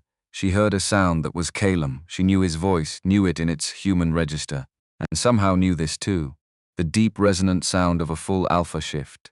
The first one in nearly 4 weeks. And then the sounds of combat changed quality entirely. She was at the far edge of the meadow when she saw them. 3 wolves on the ridge above, grey and disciplined, moving in the tight formation of military scouts, not Roderick's wolves. The formation was wrong for Roderick's undisciplined hired fighters. This was trained movement, Reed's scouts. She stopped. Stood in the open meadow with the suppressor brand fracturing along her neck and her lungs burning, and her hands beginning to glow very faintly, gold-white. The way they had in the shed when she had healed Calum in the firelight and hadn't understood what she was looking at. One of the scouts shifted back to human form on the ridge above her. Hold. Identify yourself. She looked up at him. My name is Alara Thorne. Her voice came out larger than it should have, resonant with something she had never heard in it before. I am traveling with your king. He is in the pass behind me, and he needs your people right now. The scout stared at her hands. At the light, he went to one knee. Blood Witch. The word arrived in her ears with the weight of something she had been waiting her whole life to hear without knowing it. Blood Witch, the rarest gift in the pack world. Born once a generation, sometimes less. The reason Roderick had been so frantic to find her. The reason Theron had buried her under a ceiling brand on the first year of their bond. Not because she was an Omega, because she was the opposite. Because what was sleeping in her would have outshone him in any room they walked into together, and he had not been man enough to stand beside that. So he had spent 6 years quietly making sure no one, including her, ever saw it. Now, please. The scout turned and made a signal to the 2 shifted wolves behind him. A sharp double gesture, and they were gone. Over the ridge and south toward the pass at a speed that told her Reed had indeed been pulling forces south for days. She stood in the meadow and breathed. The brand cracked again, wider. This time it hurt. A deep wrenching ache that went from her neck through her spine and into her chest. She went to one knee on the grass and pressed her glowing hands flat against the earth and told herself, not yet, not yet. Wait, whatever was coming, whatever she was. Whatever had been locked inside the brand Theron had put on her neck. It was going to come when it was ready, and she was going to meet it on her terms. Not the meadows, she breathed. She waited, and in the pass behind her the sounds of battle began to change.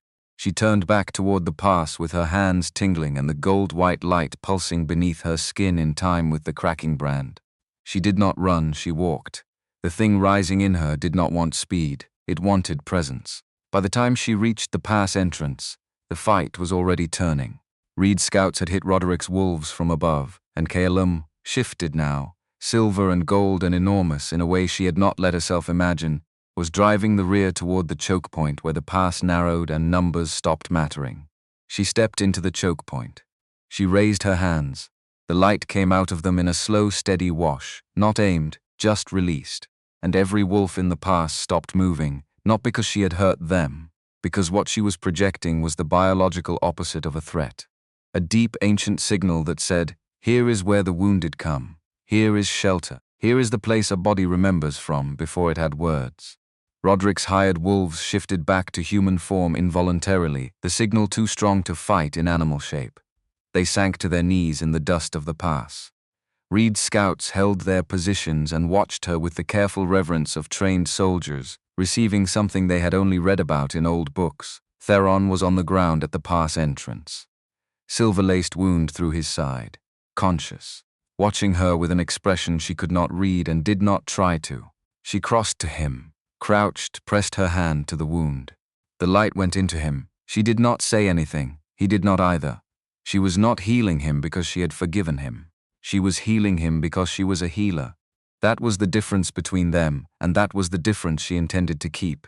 He breathed out. Color came back into his face. She stood up, walked past him, did not look back. Calum had shifted back. He was waiting at the far end of the pass with the kind of stillness that came after great exertion, breathing carefully, blood at one shoulder and one thigh that the gold light had already begun to reach. She stopped in front of him, did not touch him yet. You held, he said. I held. He looked at her hands, at the light still moving under her skin. He looked at her new, she said, about what I suspected. From the second night, the way the harvest wounds responded to your hands. A pause. I didn't tell you because I wasn't sure, and because telling you would have meant telling you the rest of it. And I wasn't ready to give you that choice. You're a stubborn man. He almost smiled. The full one this time. Held a beat longer than any she had seen before. I am told that often, Wulfric Reed arrived at the trees an hour later with 200 wolves at his back. The first column of a force that had been waiting for confirmation for 6 days, and had moved the moment his scout's signal reached him. He was a broad-shouldered man in his 60s with a weathered face, and the specific warmth of someone who had spent decades responsible for the lives of wolves younger than himself. He came down off his horse and looked at Calum for a long moment without speaking.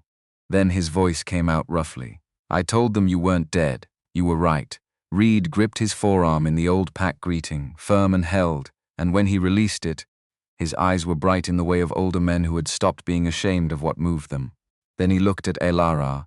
She was aware of how she must look, forest-worn, boots tied with bark, hands still faintly luminous, the fractured suppressor brand on her neck visible in the late afternoon light. Reed's expression did something she had not expected. Not surprise, not calculation, something like recognition. Blood witch, he said, quietly, with exactly the same weight Calum's scout had given the word, apparently. He looked at Calum, he looked back at her. My grandmother carried a book for 30 years about the last one. She kept it on the highest shelf in her house. She made me promise to give it to the next one when she came. He paused. I have it in my saddlebag.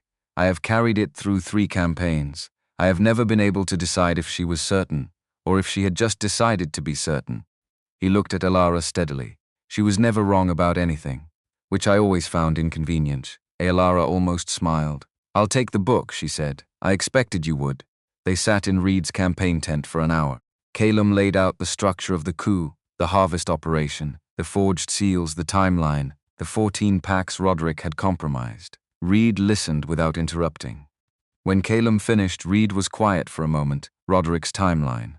12 days before the succession crisis becomes untenable. 10 now. We've burned 2 in the rough terrain. 10, Reed said. I have 1,400 wolves pulled south. Solis at the coast garrison received Lyra Blackthorn's message 4 days ago. He'll be moving north and west. We can reach the capital in 8 days with combined forces. He looked at Calum. Roderick will know you're alive the moment we move. He'll accelerate. Let him, Calum said. He'll move against the outer packs who haven't committed. Pressure them to declare for him before you can reach them. Then we reach them first, Elara said. Both men looked at her. Roderick's leverage over the uncommitted packs is that they don't know if the king is alive. The moment they know, confirmed, not rumored, not reported through intermediary, that leverage disappears. If Calum sends direct word to each uncommitted council tonight, before Roderick knows he's at Reed's camp, messengers through the night. By morning, Roderick is dealing with a realignment he didn't anticipate on a timeline he can't control. Reed looked at Calum. She's right. I know she's right, Calum said. I'm looking at you looking at her. He stood up and picked up his campaign map. I'll have messengers ready within the hour. He moved to the tent entrance. The Blood Witch travels under my protection from this moment. My wolves know what she is. They'll respond accordingly. He paused at the opening, and someone find this woman proper boots before morning. He left. The 8 days to the capital were a different kind of journey than the 26 that had preceded them. There were roads, there was food, there were 1,400 wolves moving with the organized certainty of a force that knew its purpose. And at the center of that force, Calum moved like something restored to its correct context. Still quiet, still the man who had lined boots with bark in the dark without being asked, but fully himself in a way she had only seen in pieces before. Socius joined them with 400 wolves on day 4. Bertrand Allard came in from the west with 200 more on day 6. Lyra Blackthorn at his side, looking quietly satisfied with the way her information had moved across the country and pulled an army together. The capital was called Ironkeep. It rose on the horizon on the 8th morning like something that had been waiting. Alara rode beside Calum at the head of the column and looked at it and felt the suppressor brand on her neck pulse once deeply. The capital's old wards are sensing it, Calum said quietly. They were designed to recognize blood witches. The last one to pass through Ironkeep was my grandmother. She glanced at him. Is that a problem? It's the opposite of a problem. She turned back to face Ironkeep and told her pulse to settle. The half-mile mark took an hour of careful positioning. Reed's forces spreading across the 4 approach roads with the quiet efficiency of a force that had been preparing for this moment for 8 days.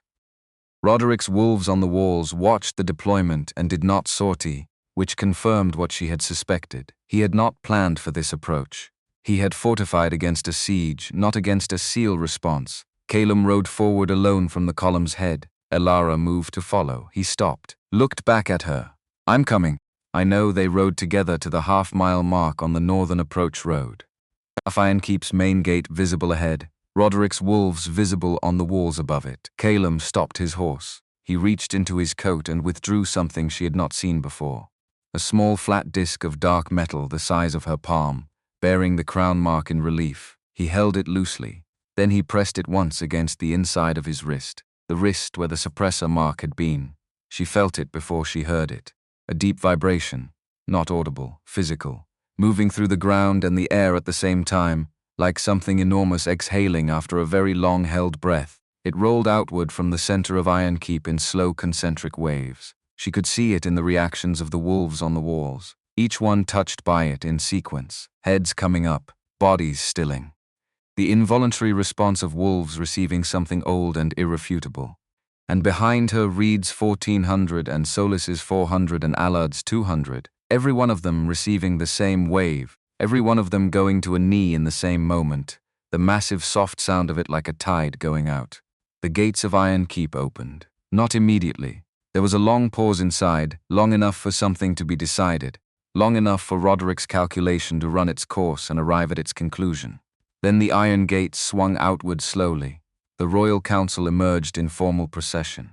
Not Roderick, not yet. The council members who had been his allies, who were now doing the first thing political animals always did when the weight shifted. They were coming to be on the right side of it. Roderick came last. He walked out of Ironkeep's gate on his own feet, which she respected, and stopped 50 yards from where Calum sat on his horse. He was a lean man of middle age with the kind of face that had learned to show precisely what it intended and nothing else. And he looked at Calum with an expression that had moved past calculation into something she read as a strange, grim relief. Like a man who had been holding something very heavy and had finally been allowed to put it down. "My king," he said. His voice carried Roderick a long silence.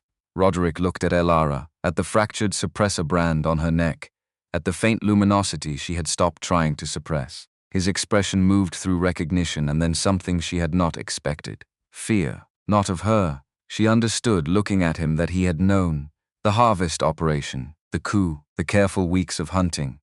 All of it had been about reaching her before she reached Calum, before the bond between a king and his blood witch completed. He had been too late by 3 coins. He took 1 step forward, just to her, and spoke low enough that only she could hear. 6 months ago, through a contact in Duskmere, I had a chance. A clean one. I didn't take it, because I trusted Theron Vance had buried you deep enough that nothing would wake you. That is the one mistake I will not be able to forgive myself for. Not the coup. The coup I understand. Letting you live, when I knew exactly what you were, when I knew exactly what your husband had done to keep it down. That was the failure. She did not answer him. She looked at him until he stepped back.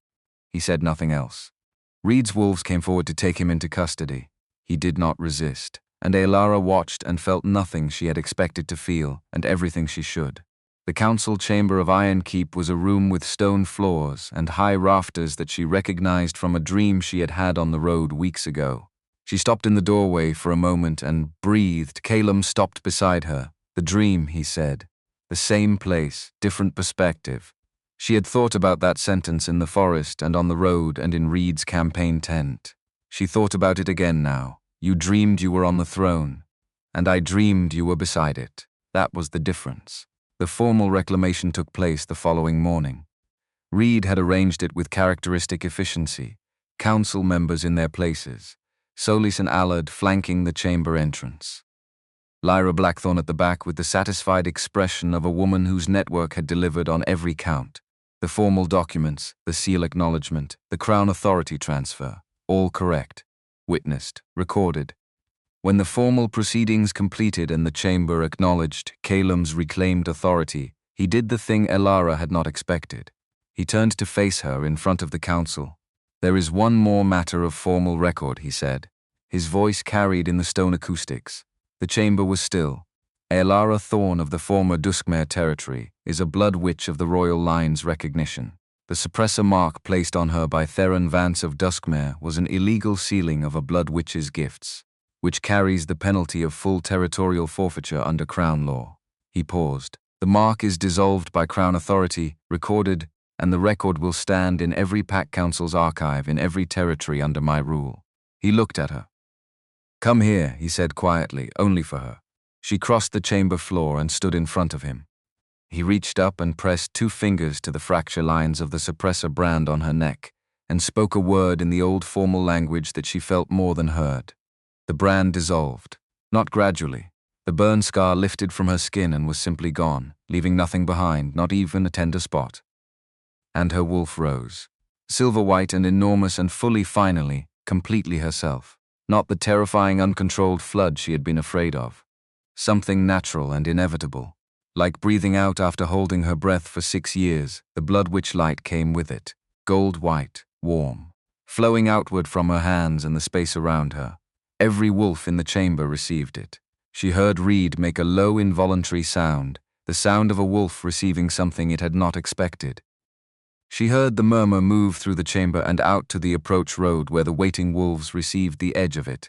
Then it settled, and she was simply herself, standing in the council chamber of Iron Keep, with the bond between herself and the king she had bought at auction with 3 coins completed and real and ancient, and the chamber was on its knees.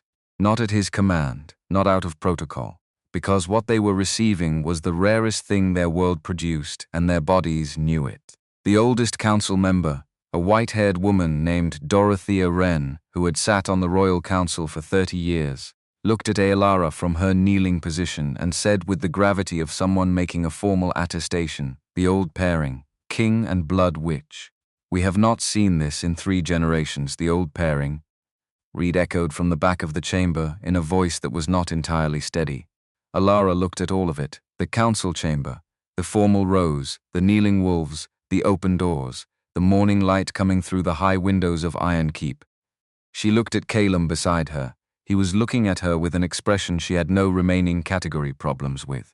She knew it completely. She had been learning it across nearly 30 days of fires and forests and difficult country.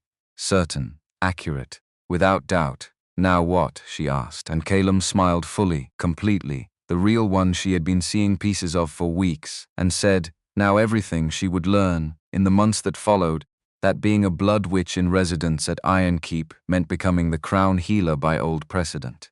She would clear a backlog of healer commendation petitions Roderick had quietly buried for 2 years.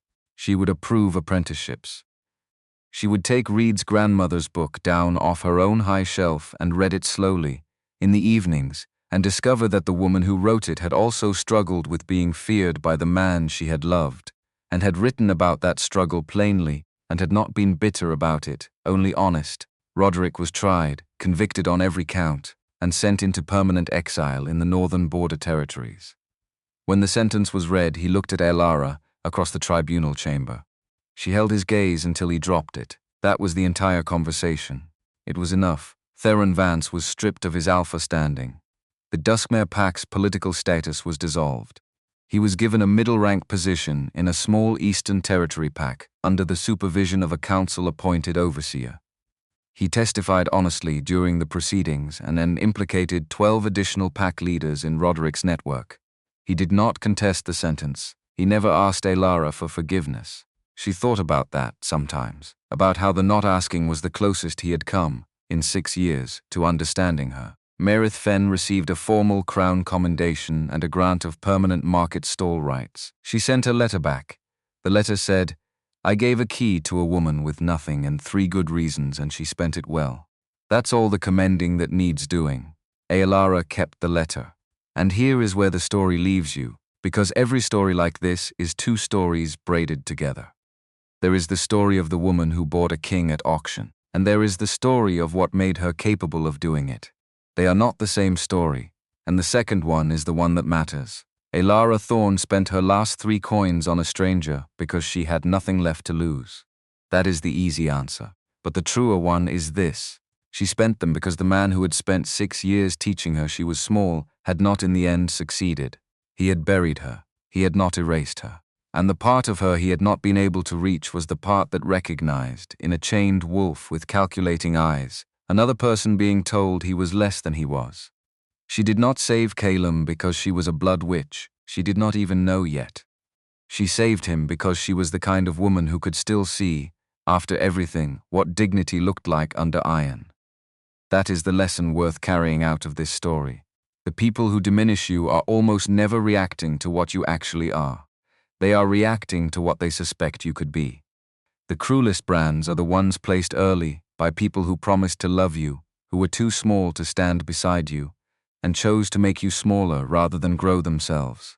If you are wearing one of those brands tonight, real or invisible, the work is the same. You do not have to wait for someone else to dissolve it. You have to refuse to let it decide what you spend your last 3 coins on. Elara walked into that market square with a brand on her neck and nothing in her pockets, and she still chose mercy over self-preservation. She still chose to see, when seeing was the most expensive thing she could possibly do. That is not weakness. That is the only kind of strength that survives being broken. And there is one more thing. The men in this story who turned out to matter were not the ones who commanded. They were the ones who knelt at the right moment. Cedric Vaughan, the enforcer who recognized a king and chose silence. Wulfric Reed, the general who carried his grandmother's book for 30 years because he had promised. Bertrand Allard, who sent a scout into the dark on a guess. Even Theron Vance, in the end, who walked through 2 days of rough terrain alone, knowing what it would cost him, to warn the woman he had publicly destroyed. Redemption does not erase what a man has done, but it is real. And the difference between a redeemed man and a cheap apology is that the redeemed man pays the bill afterward without expecting to be thanked. If you have spent your life next to someone extraordinary and never seen it because you were afraid of what seeing it would mean about you, this is your invitation. Look now. Look while there is still time. The cost of looking is always smaller than the cost of having spent a life refusing. If you have ever been the one with a brand on your neck, real or invisible, placed by someone who promised to love you, leave one word in the comments, just one. Say, standing, because someone else scrolling past tonight needs to know there is a stranger out there who has been where they are, and is still here and is still on their feet. That is how the chain works. That is how the brand loses its power, not in palaces, in comment sections, in the small public acts of one person telling another, I have been where you are, and I am still walking, and if this story moved you, even a little, The like button is exactly where you left it. It costs you nothing. It means more than you know to a small channel that pours its whole heart into every story. Until next time, stay standing.